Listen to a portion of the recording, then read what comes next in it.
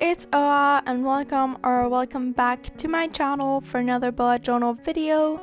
And today is a 10 tracker ideas for your bullet journal. And as always, if you are interested in any of the supplies that I will be using in this video, you can find them in the description box down below. The notebook that I'm using in this video is my dingbat notebook from the Earth collection, and if you are interested in getting one for yourself, you can use code OA10 for 10% off of your purchase, and I will also put it on the screen. And without further ado, let's jump straight into this video. So the first tracker that I did is my Lunar Tracker, which is basically a calendar to track the phases of the moon.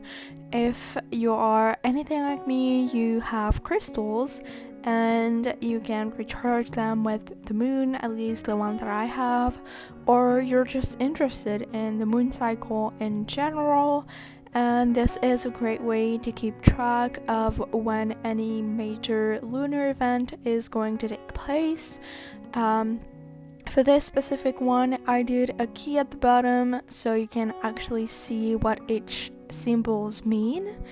I did full moon, half moons, all the quarters, and also new moons. But you could do for each month for every single day to see the progress for each day. There is so many ways to do this. I also had one in my own personal yearly setup, which I will put in the little e up there if you are interested. The way I did it is at the bottom, instead of the key, I added major events, so any eclipse or anything of that sort of matter. And for the actual spread, I did 5 columns, which only it's only used twice for the 5th column, but you basically have one circle and then 3 spaces wide for the actual space to add the date. And we are already onto our second tracker, which is a water tracker, which is really helpful if you are trying to stay on top of a water goal. I know that it's already March, and because of that, it's easy to forget your yearly resolutions of drinking water, so this is a great way to stay on track for the whole year. I personally use one that is only monthly, so you just fill it in for every day of the month. But I decided to do a yearly one because it's very visual and it's also only one page, so it's easier to set up.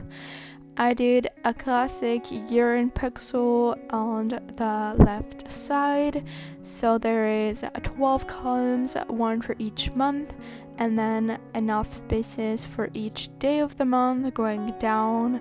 And at the bottom I have one line for each month, which is for the average of the month. So you would calculate how much water you had for each month and color in that space, so you would be able to see how much water and if you are improving or doing worse, I guess. And then for the key part, I did a water bottle, and you would color it in for the color that you choose to use for each square with the increment of water. I chose to go with milliliters, but you could go with basically anything you want. And the next spread that I did is a weather tracker, which is something brand new that I did. I always was kind of intrigued by those, I guess that could be the word. So I decided to do one that is also a yearly page. You could also use this as a temperature tracker if that's something that you are interested in. But for this one, I decided to go with a weather And basically what you will see, I have all different symbols for each one of the type of days, so sunny, rainy, etc., and you would color it in the symbol with one color, which would be the color that you would then color it in for the day. So let's say it is sunny, you would pick the color that you choose for sunny and fill it in. If it's two different things, you could split the square and color it in into colors. That's just a personal preference once you actually fill it in. And I am still wondering if I would want one in my own journal. I don't know, I am not really interested in the weather and seeing how it is day to day. But it could be something interesting to see with also your mood, to see if the weather affects your mood, so that could be a use for this specific tracker. So we are almost to the middle of this video already, because we are with our fourth tracker, which is a step tracker. So if you're someone who has an Apple Watch or any other type of digital watch, which is pretty much anyone these days, you normally have your count of steps, and you could use this kind of trackers to keep track of how many steps you have, specifically if you have set numbers of steps that you want to achieve per day, let's say 10,000 or anything like that. I would personally not use this. If you're new to my channel, you may not know that I am paralyzed, so this is really not my kind of tracker, but I do know that a lot of people that tend to want to exercise or move more have those kind of things, so I thought why not still include it, even though I am really not I'm not sure if I did the best job at it, but at least you could use this as an idea to make your own as inspiration. Like the increments of steps or anything probably wouldn't work for anyone because I don't know anything about walking. The next one that I did is, however, something that I have in my own personal journal, which is a symptoms tracker. It can be used for absolutely any symptoms, even if you're just someone that, I don't know, has nausea sometimes or back pain or anything that you would want to track. If you go to see a doctor and you want to be like, hey, I have this much pain, here's how many I had this month, so you could just have actual data on the side, which you will be able to see in a second. I have an intensity scale, which is basically from 0 to 10, if I'm correct, which is just to evaluate the severity of the pain and a monthly average. So you would say, like, you would add up, if it was a 1 for 3 days, just add up every single day and then divide it by the number of days in the month and have your average of pain or level of the symptoms, and that can be useful data for a doctor. And we are on to, I think, one of my favorite spread of this, which is a little bit of another type of trackers, and it is a book tracker for how much you or want to read or have read. It can be used as a book tracker to see if you have, I don't know, a 50 book goal. If you want to read 50 books, you can put 50 books on this shelf and color it in every time you read one. You could also have a key with ideal rating for this one, so if you give the book 1 star, 2 star, 3 star, or you could also do which genre they were, and then you would color it in the book and then add the title or the initial of the book, and you can keep track of how much you read. You could also use this as a TBR, which is a to be read pile. So you could put in the title first of all the books you would want to read, and then once you actually read it, then you have the satisfaction of calling it in, and it's really fun to do. I personally had one the first year I did bullet journaling, and I switched to just having a list of books that I would want to read because it works a little bit more for me. But honestly, just to make this page is so satisfying, and it's just it takes a little bit of time, but it's so satisfying to do, and I always love it.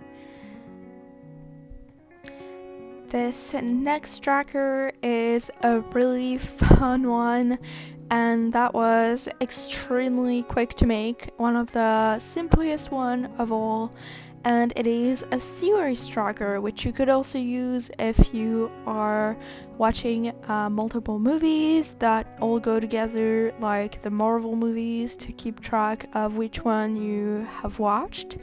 I did with 3 series: Teen Wolf, Gilmore Girls, and The Legends of Tomorrow, which are 3 of my favorite shows, and you basically do how many lines per seasons. So for Teen Wolf there are 6, so there are 6 columns, and then you have all the episodes.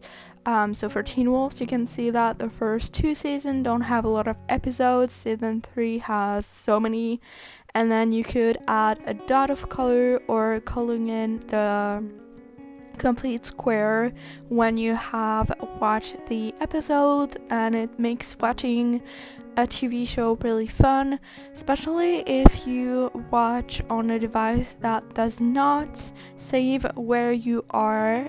You can just go back and actually see, and I just think it's so fun to do, and it was just an experiment for me, and I will probably end up using it because it's just, I love it. Plus the colors are really cute. That's just personal preference. The next one that I did is a little bit different, and it is a playlist of the month. Basically, it's just to record your favorite song for each month. So you would have one of this spread per month, and each time you would add your top 10 played songs for the month. I don't know. This one has 7, and you can just have a fun memory of what you were listening to at that specific month.